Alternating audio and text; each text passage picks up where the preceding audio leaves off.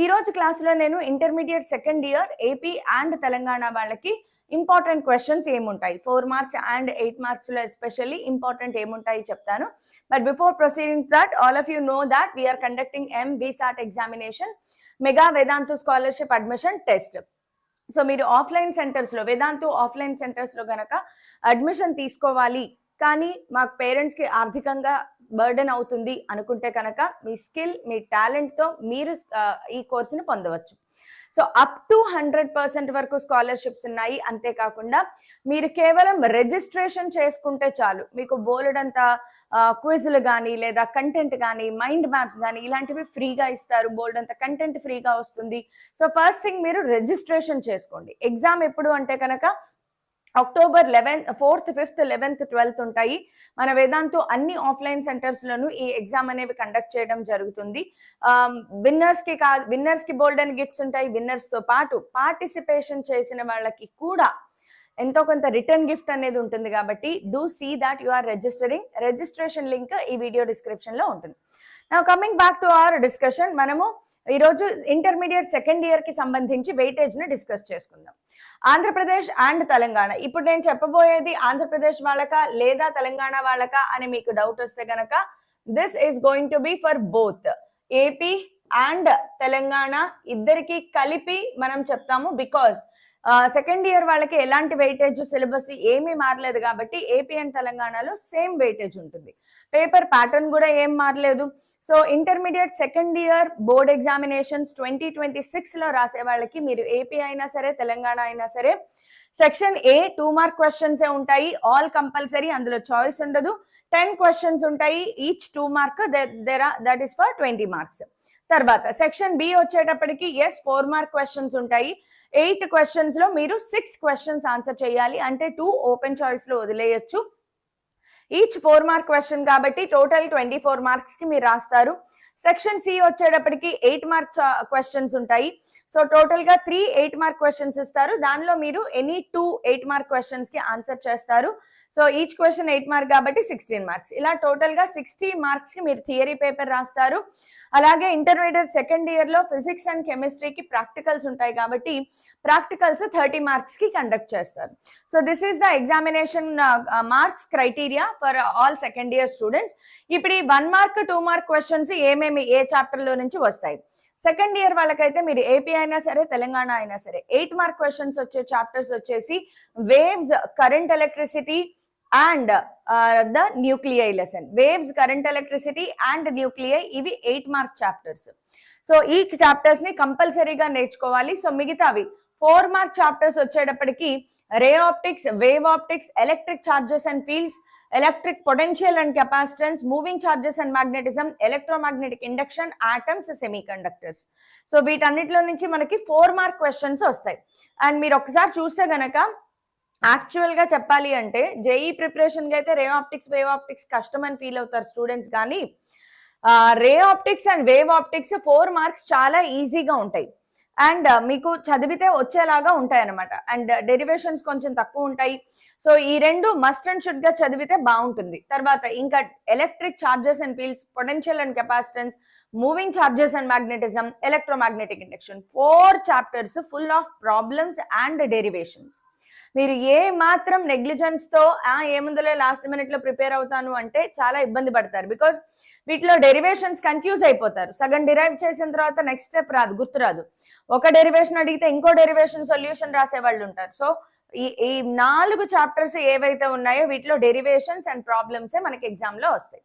Next atoms అనేది చాలా easy. Semi conductor devices అనేది again very easy chapter. So వీటిలో మీరు ఏది చాయిస్ పెట్టుకోవద్దు. రైట్ నౌ ఈ 8 చాప్టర్స్ లో నేను 6 కదా చదవాలి, 6 మాత్రమే చదువుతాను అనే అపోహతో మాత్రం చదవద్దు. ఎందుకు అంటే ఎక్కడైనా టఫ్ క్వశ్చన్ పడితే మీకు తెలియని మీరు ఎలక్ట్రిక్ చార్జెస్ అండ్ ఫీల్డ్స్ చదువుకుని వెళ్ళారు, electric potential capacitance, moving charges ఈ 2 ఆప్షన్ లో పెట్టుకుని మిగతా చదివారు అనుకుందాం. ఎలక్ట్రోమాగ్నెటిక్ ఇండక్షన్ లో నుంచి ఒక అన్నోన్ ప్రాబ్లం వచ్చింది, ఎలక్ట్రిక్ చార్జెస్ అండ్ ఫీల్డ్స్ లో నుంచి ఒక అన్నోన్ ప్రాబ్లం వచ్చింది. Then you are going to lose 2 4 mark questions. No confident enough లేకపోతే. సో ఈ 8 చాప్టర్స్ లో ఏది మీరు ఆప్షన్ లో పెట్టుకోకూడదు. Especially ray optics, wave optics, atoms, semi conductor devices వీటిని వదిలే ప్రసక్తే లేదు. నెక్స్ట్ ఇంకా బాగా కాన్ఫిడెంట్ గా చేయగలిగేవి ఏంటి అంటే electric charges and fields, potential capacitance. Derivations అయినా కూడా రెగ్యులర్ గా బాగా ప్రాక్టీస్ చేస్తూ ఉంటే మీకు చాలా ఈజీ అయిపోతుంది. తర్వాత 2 మార్క్ చాప్టర్స్ కి వచ్చేటప్పటికి ray optics, moving charges and magnetism. Magnetism and matter లో నుంచి మనకి 2 మార్క్ క్వశ్చన్స్ వస్తాయి. ఎలక్ట్రోమాగ్నెటిక్ వే ఆల్టర్నేటింగ్ కరెంట్స్ లోంచి ఒక క్వశ్చన్, ఎలక్ట్రోమాగ్నెటిక్ వేవ్స్ లోంచి ఒక question, dual nature of matter లో నుంచి 2 మార్క్ క్వశ్చన్స్ వస్తాయి. సెమీ కండక్టర్ డివైసెస్ లో నుంచి ఒక క్వశ్చన్, కమ్యూనికేషన్ సిస్టమ్ లో నుంచి ఒక క్వశ్చన్. ఇవి మనకి 2 మార్క్ వెయిటేజ్ చాప్టర్స్ అనమాట. These are all 2 mark weightage chapters. So 2 marks లో ఏమేమి చదవాలి మ్యామ్ అంటే అందులో ఏముండదు. 2 మార్క్ వెయిటేజ్ చాప్టర్స్ లో ఆప్షన్ పెట్టుకోవడానికి కూడా ఏముండదు. ఇక్కడ కనిపిస్తున్న టోటల్ 8 చాప్టర్స్ లో ఉండే అన్ని 2 మార్క్ క్వశ్చన్స్ మీరు చదవాల్సిందే. దానికి అడిషనల్ గా మీరు ప్రాబ్లమ్స్ కూడా చెయ్యాలి. 2 మార్క్స్ లో కూడా మనకి ప్రాబ్లమ్స్ వస్తాయి. అయితే ప్రాబ్లమ్స్ అనేవి నేను ఎప్పుడు కూడా ఫిబ్రవరి మంత్ లో డిస్కస్ చేస్తాను కాబట్టి ప్రస్తుతానికి మీరు థియరీ, డెరివేషన్స్ మీద కాన్సన్ట్రేట్ చేయండి. కొన్ని ప్రాబ్లమ్స్ కూడా నేను మీకు ఇస్తాను. సో ఇప్పుడు మనము ఈ 8 మార్క్ చాప్టర్స్ ఏంటి, 2 మార్క్ చాప్టర్స్ ఏంటి, 4 మార్క్ చాప్టర్స్ ఏంటి తెలుసుకున్నారు కదా. వాటిలో ఏమేమి క్వశ్చన్స్ ఉంటాయి, ఆ లిస్ట్ ఆఫ్ క్వశ్చన్స్ నేను మీకు ఒకసారి చూపిస్తే కనుక స్టార్టింగ్ విత్ 8 మార్క్ చాప్టర్స్ నుంచి స్టార్ట్ చేద్దాం. ఓకే, 8 మార్క్ చాప్టర్స్ లో మనకి ఈజీ చాప్టర్స్ ఏమైనా ఉన్నాయి. 8 మార్క్ చాప్టర్స్ ఏంటమ్మా? Waves, current electricity and nuclei. Waves అనేది యూజువల్ గా చాలా మంది చాయిస్ లో పెట్టుకుంటారు. బికాస్ వేవ్స్ లో టోటల్ గా మీరు 6 క్వశ్చన్స్ చదవాలి, 6 ఎస్ఏ క్వశ్చన్స్ చదవాలన్నమాట. సో 6 ఎస్ఏ క్వశ్చన్స్ చదవడం అనేది కొంచెం టఫ్ కాబట్టి ఈజీగా ఉండేవి ఏంటి అంటే న్యూక్లియై అండ్ కరెంట్ ఎలక్ట్రిసిటీ. మీరు న్యూక్లియైలో నుంచి వస్తే గనక ఫస్ట్ అండ్ ఫార్మోస్ట్ ప్రతి స్టూడెంట్ చదివేది ఏంటి అంటే the nuclear reactor question. Nuclear reactor question లేకుండా అసలు పేపర్ ఉండదేమో అన్నంత షూర్ షార్ట్ క్వశ్చన్ కాబట్టి explain the principle and working of a nuclear reactor with the help of labelled diagram. ఎవరైనా సరే చదివి తీరాల్సిన క్వశ్చన్. నెక్స్ట్ తర్వాత what is radioactivity, state the law of radioactivity, show the radioactivity decay is exponential in nature. ఇది కూడా చదవాలి. ఆ తర్వాత mass defect, binding energy, explain the source of stellar energy. ఇది లాస్ట్ ఎస్ఏ క్వశ్చన్ ఉంటుంది మీకు. So carbon nitrogen cycle, అలాగే hydrogen cycle అంటే హైడ్రోజన్ కంబైండ్ అయ్యి హీలియం ఫామ్ అయ్యే సైకిల్ ఉంటుంది. సో ఈ 1, 2, 3, 4 క్వశ్చన్స్ మస్ట్ అండ్ షుడ్, అసలు వదిలిపెట్టకూడదు. బట్ ఛాన్స్ తీసుకోకూడదు అనుకుంటే write short notes on decay of neutron. ఇవి డిలీటెడ్ కాదు, అసలు డిలీటెడ్ అనే పదమే మర్చిపోండి. మీకు డిలీటెడ్ ఏదీ లేదు. సెకండ్ ఇయర్ వాళ్ళకి డిలీటెడ్ ఏదీ లేదు, మీరు ప్రతిదీ చదవాల్సిందే. సో న్యూక్లియైలో నుంచి ఈ క్వశ్చన్స్ చదవాలి. ఇంట్రెస్ట్ ఉంది, నేను నేర్చుకుంటాను అంటే గనక ఇక్కడ నేను కొన్ని ప్రాబ్లమ్స్ పెట్టాను. ఈ ప్రాబ్లమ్స్ మీరు నేర్చుకుంటే బాగుంటుంది. దీంట్లో కూడా హాఫ్ లైఫ్ ఆఫ్ రేడియం, ఈ క్వశ్చన్ ని రిపీటెడ్ గా అడగడం జరిగింది గతంలో. అలాగే a certain substance DK's into 1/32 part of it's initial activity, ఇది రిపీటెడ్ గా అడగడం జరిగింది. 1 gram of radium and 1 microgram of 92U235. ఇక్కడ టిక్ పెట్టిన క్వశ్చన్స్ గతంలో రిపీటెడ్ గా అడిగిన క్వశ్చన్స్, బట్ మిగతా వీటి మనం నెగ్లెక్ట్ చేయకూడదు. సో ఇది న్యూక్లియై లెసన్ నుంచి. కరెంట్ ఎలక్ట్రిసిటీ లెసన్ నుంచి మాత్రం ప్రాబ్లమ్స్ మస్ట్ అండ్ షుడ్ గా వస్తాయి. ట్యాగ్ ప్రాబ్లమ్స్ అంటే 6 మార్క్ కి డెరివేషన్ ఇస్తాడు, 2 మార్క్ కి ప్రాబ్లమ్ ఇస్తాడు. కరెంట్ ఎలక్ట్రిసిటీలో ద మోస్ట్ ఇంపార్టెంట్ క్వశ్చన్స్ వచ్చేటప్పటికి కరెంట్ ఎలక్ట్రిసిటీలో పొటెన్షియోమీటర్ మీద మనకి 2 క్వశ్చన్స్ ఉంటాయమ్మా. ఆ 2 క్వశ్చన్స్ మీరు చదవాలి.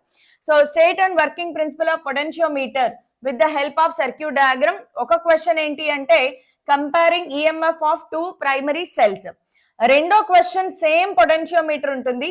State working principle of potentiometer, state working principle of potentiometer, explain with the help of circuit diagram, explain with the help of circuit diagram. చూడడానికి question same గా ఉంటుంది, కాకపోతే ఇది comparison of EMF of 2 cells. ఇక్కడికి వచ్చేటప్పటికి how potentiometer is used to determine the internal resistance of given primary cell. Comparison of EMFs of 2 cells, finding the internal resistance of a given primary cell. ఈ రెండు వేర్వేరు కాబట్టి జాగ్రత్తగా చూసుకోండి. తర్వాత derive an expression for the effective resistance when 3 resistors are connected in series parallel. Not highly asked but yes, ఇది కూడా మీరు చదవాల్సిందే. కిర్చాఫ్స్ లాస్ అనేది ఈ 1 to 5 question, 1 to 5 questions highly repeatedly asked questions. అలానే ఈ 2 క్వశ్చన్స్ అడగరా మ్యామ్ ఎగ్జామ్ లో అడుగుతారు, కాకపోతే ప్రస్తుతానికి ముందు ఇవి ఫినిష్ చేసేయండి, తర్వాత ఈ రెండింటి మీద కాన్సన్ట్రేట్ చేయండి. అయితే నేను ఇక్కడ ఒక చాలా ఇంపార్టెంట్ విషయం చెప్పాలి మీకు. కరెంట్ ఎలక్ట్రిసిటీ లెసన్ ఏదైతే ఉందో దీనిలో 4 mark questions are asked, 4 mark questions are asked as 8 mark questions. So మీరు ఈ క్వశ్చన్స్ అన్ని ఎక్కడ వెతకాలి? షార్ట్ ఆన్సర్ లో వెతకాలి, SAQ-లో వెతకాలి, అంతేగాని 8 మార్క్స్ లో ఈ క్వశ్చన్స్ ఉండవు. సో కరెంట్ ఎలక్ట్రిసిటీ లెసన్ లో SAQ 4 మార్క్ క్వశ్చన్స్ ఏవైతే ఉన్నాయో అవి మీకు 8 మార్క్స్ లో అడుగుతారు. వీటికి ఖచ్చితంగా 100% ట్యాగ్ ప్రాబ్లం ఉంటుంది. ఆ ట్యాగ్ ప్రాబ్లమ్స్ ఏమేమి ఇస్తారు అనేది నేను ఇక్కడ లిస్ట్ ఆల్రెడీ పెట్టాను కాబట్టి ఈ ట్యాగ్ ప్రాబ్లమ్స్ మీరు నేర్చుకోవడానికి ప్రయత్నం చేయండి. అండ్ ఈ PDF నేను ఎలాగో టెలిగ్రామ్ ఛానల్లో షేర్ చేస్తాము, అలాగే సెషన్ PDF లో కూడా ఉంటుంది కాబట్టి don't worry, you can download and study. Waves చెప్పాను కదా, ఇది క్వశ్చన్ నెంబర్ 19 ఎక్కడి నుంచి వస్తుందంటే వేవ్స్ లో నుంచి వస్తుందమ్మా. క్వశ్చన్ నెంబర్ 19 ఎప్పుడు కూడా వేవ్స్ లో నుంచి వస్తుంది. క్వశ్చన్ నెంబర్ 20 ఎప్పుడు కూడా కరెంట్ ఎలక్ట్రిసిటీలో నుంచి వస్తుంది. అండ్ క్వశ్చన్ నెంబర్ 21 ఎప్పుడు కూడా న్యూక్లియై అనే లెసన్ లో నుంచి వస్తుంది. క్వశ్చన్ నెంబర్ 21 న్యూక్లియై చాప్టర్ నుంచి వస్తుంది. సో క్వశ్చన్ నెంబర్ 19 కి వచ్చేటప్పటికి దీంట్లో చెప్పాను నేను అన్ని questions important. Write from stationary waves and stretched strings. Yes, important. Formation of stationary waves and stretched strings, formation of stationary waves and closed pipe, formation of stationary waves and closed pipe, open pipe. ఇది open pipe, ఇది closed pipe. తర్వాత what are beats? Beats question చదవాలా? Yes చదవాలి. Doppler effect చదవాలా? Yes చదవాలి. Doppler shift చదవాలా? చదవాలి. ఇందులో ఉన్న మొత్తం 6 క్వశ్చన్స్ చదవాల్సిందే. ఏదైనా అడిగే ఛాన్స్ ఉంది. ప్రతి క్వశ్చన్ హైలీ రిపీటెడ్. వీటికి ట్యాగ్ ప్రాబ్లమ్స్ ఇవ్వచ్చు, ఇవ్వకపోవచ్చు. ఎలాంటి ట్యాగ్ ప్రాబ్లమ్స్ వస్తాయి అవి కూడా నేను ఇక్కడ లిస్ట్ అవుట్ చేయడం జరిగింది. నా మూవింగ్ ఆన్ టు మన 4 మార్క్ క్వశ్చన్స్ లేదా షార్ట్ ఆన్సర్స్. SAQ క్వశ్చన్స్ కి వెళ్ళిపోదామమ్మా. క్వశ్చన్ నంబర్ SAQ ఎక్కడి నుంచి స్టార్ట్ అవుతాయి మనకి? క్వశ్చన్ నంబర్ 11 నుంచి స్టార్ట్ అవుతాయి. సెక్షన్ బి క్వశ్చన్ నంబర్ 11 నుంచి స్టార్ట్ అవుతుంది. సో క్వశ్చన్ నంబర్ 11 మనకి ఇది వేవ్ ఆప్టిక్స్. ఇది కరెక్ట్ గా క్వశ్చన్ నంబర్ 11 ఎప్పుడు వేవ్ ఆప్టిక్స్ నుంచి వస్తుంది అనేం లేదు. 11 లో రే ఆప్టిక్స్ వస్తే 12 లో వేవ్ ఆప్టిక్స్ ఉంటుంది, లేదా వైస్ వర్సా, కొంచెం అటు ఇటు అవ్వచ్చు. So define critical angle, explain formation of mirage. Sorry, ఇది రే ఆప్టిక్స్ కదా, సారీ. ఈ ఆర్డర్ మారచ్చు, ఆర్డర్ అనేది మారిపోవచ్చమ్మా, దానికి ఏం ప్రాబ్లం లేదు. క్వశ్చన్ నెంబర్ 11 రే ఆప్టిక్స్ ఉంటే 12 వేవ్ ఆప్టిక్స్ ఉంటుంది. క్వశ్చన్ ఆర్డర్ 4 మార్క్స్ లో ఎగ్జాక్ట్ గా ఎప్పుడు మెయింటైన్ చేయరు, కొద్దిగా మారిపోతుంది. So this is from ray optics. So ray optics లో మనకి define critical angle, explain total internal reflection, very important. Formation of mirage, very important. Formation of rainbow, very important. Settings and appears red, important. Neat label diagram, formation of image in simple microscope, yes. Definition of focal length concave mirror లో, prove that F is equal to R/2 లేదా R is equal to 2F. ఇందులో ఇవన్నీ చదవాల్సిందే and ఇవన్నీ కష్టంగా ఏముండవు, మీకు చాలా ఈజీగా ఉంటాయి. తర్వాత ఇది ప్రిజం క్వశ్చన్ ఉంటుందమ్మా, ఇది కూడా చదవండి. మొబైల్ ఫోన్ క్వశ్చన్ అక్కర్లేదు.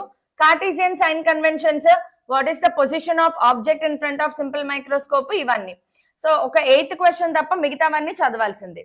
Now coming to question number 12. ఇందులో క్వశ్చన్ నెంబర్ 12 మనకి వేవ్ ఆప్టిక్స్ ఉంది. సో వేవ్ ఆప్టిక్స్ లో నుంచి ఏమేం questions? Resolving power of human eye, super duper important అన్నమాట. Derive the expression for intensity at a point, yes ఇది కూడా చదవాల్సిందే. Explain polarisation of light, correct చదవాల్సిందే. Doppler effect of light, red shift blue shift ఉంటుంది కదా, ఇది కూడా చదవాలి. Does principle of conservation of energy holds good, yes ఇది తెలంగాణలోను ఏపీలోను 2 చోట్ల రిపీటెడ్ ఇవన్నీ. Discuss the intensity transmitted light when polaroid sheet is rotated between 2 crossed polaroids. నేను ముందే చెప్పాను ఇవన్నీ నంబర్ ఆఫ్ క్వశ్చన్స్ ఎక్కువ ఉంటాయి. సెకండ్ ఇయర్ లో ఇదే ఇంపార్టెంట్, 2 క్వశ్చన్లు చదువుకుని ఎగ్జామ్కి వెళ్ళిపోదాము అంటే అయ్యేది కాదు second year. Now coming to question number 13. Question number 13 అనేది ఎలక్ట్రిక్ చార్జెస్ అండ్ ఫీల్డ్స్ అనే లెసన్ లో నుంచి వస్తుంది. So derive equation for couple acting on electric dipole in uniform electric field, ఇదొక derivation. Derive an expression for intensity of electric field at a point on axial line of an electric dipole. Derive an expression for intensity of electric field at a point on equatorial line of an electric dipole. ఇది axial line, ఇది equatorial line. క్వశ్చన్లు చూసారా, ప్రతి 2 క్వశ్చన్లు same గా ఉంటాయి చూడడానికి almost. State Gauss law very important. State and explain Coulomb's inverse law, yes important. Define intensity of electric field, చూసారా, intensity of electric field, derive an expression of intensity due to a point charge. మొత్తం ఇవన్నీ కూడా డెరివేషన్సే.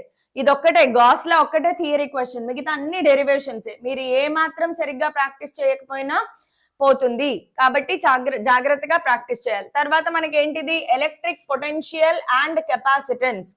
Electric potential and capacitance లో కూడా ఇక్కడ ఉన్న మొత్తం అన్ని important. Derive formula for equivalent capacitance in parallel combination, derive formula for equivalent capacitance in series combination. క్వశ్చన్లు చూడండి దగ్గరగా ఉంటాయి.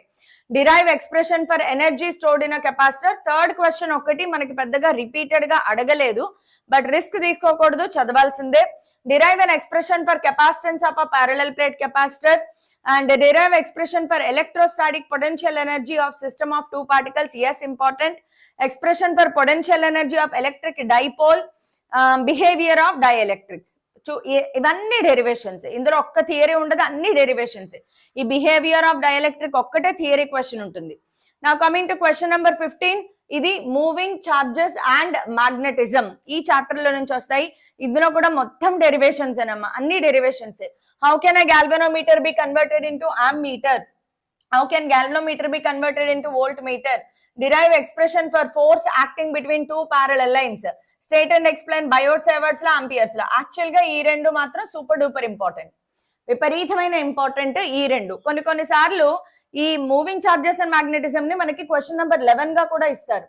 ఆర్డర్ ఆఫ్ ది క్వశ్చన్స్ ఇందులో మారిపోతాయి, మీరు ఫిక్స్ అవ్వకండి. 15 ఓన్లీ ఎంసీఎం ఉంటుంది అని ఫిక్స్ అవ్వకూడదు, అప్పుడప్పుడు ఆర్డర్ ఆఫ్ క్వశ్చన్స్ మారిపోతాయి. తర్వాత what are the basic components of cyclotron, yes చదవాల్సిందే. Find the magnetic induction due to long current. Expression for magnetic induction on the axis of current carrying circular coil, yes ఇది కూడా డెరివేషనే. తర్వాత at the centre of the current coil, expression for dipole moment.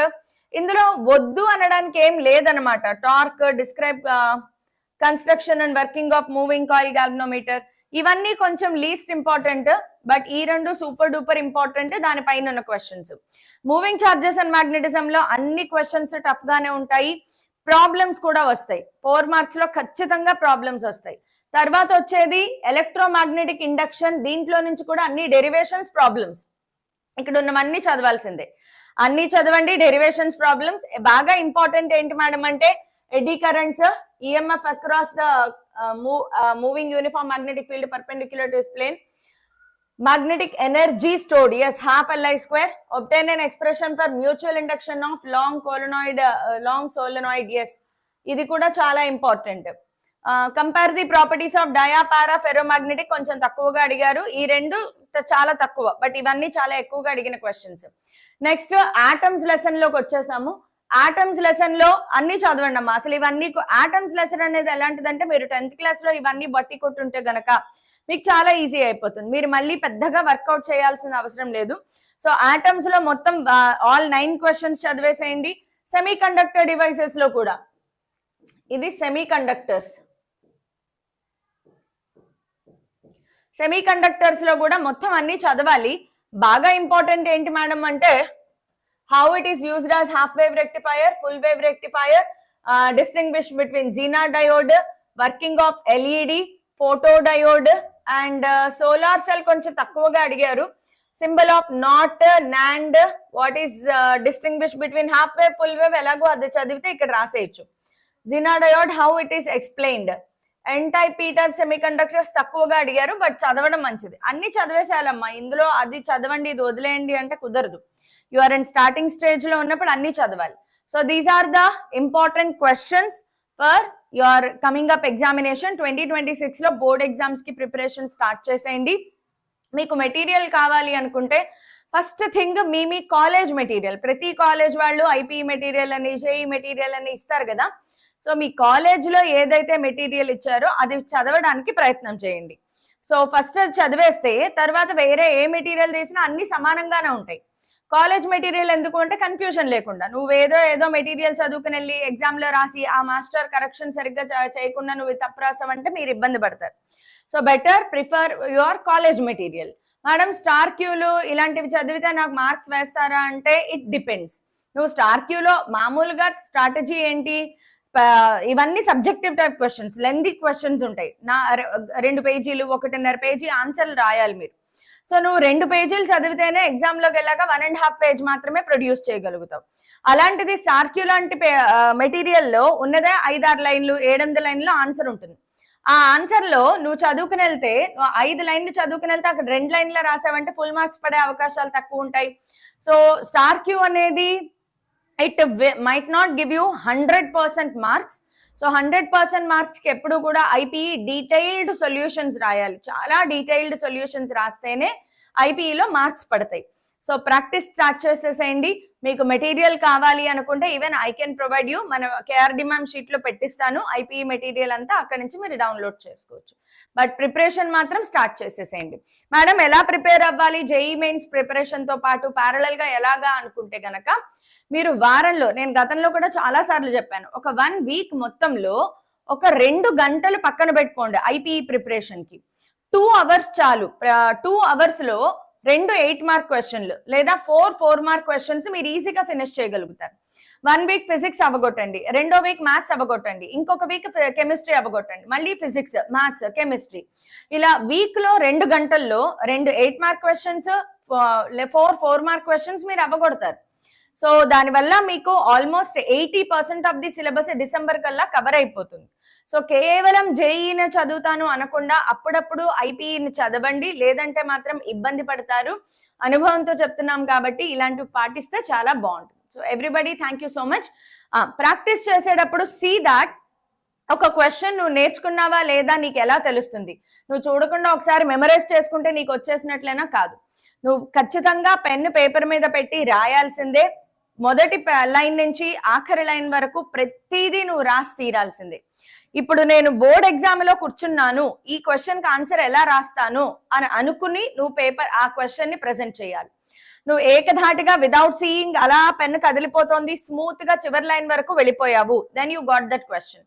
మధ్యలో ఆగిపోయావు, ఒకసారి చూసుకుని మళ్ళీ రాయాల్సి వచ్చింది, then you did not get it. Once again practice and then put it on the paper without seeing. Practice కూడా కూర్చొని చదవడం కాదు, మీరు ఏదైనా రైటింగ్ ప్రాక్టీస్ చేయాల్సిందే. అది థియరీ క్వశ్చన్ అయినా, డయాగ్రామ్ అయినా, డెరివేషన్ అయినా, ప్రాబ్లం అయినా మీరు ఖచ్చితంగా రాసి ప్రాక్టీస్ చేయండి. ఎంత ఎక్కువ రాస్తే అంత రిటెంటివిటీ పెరుగుతుంది. So thank you everyone, bye, take care.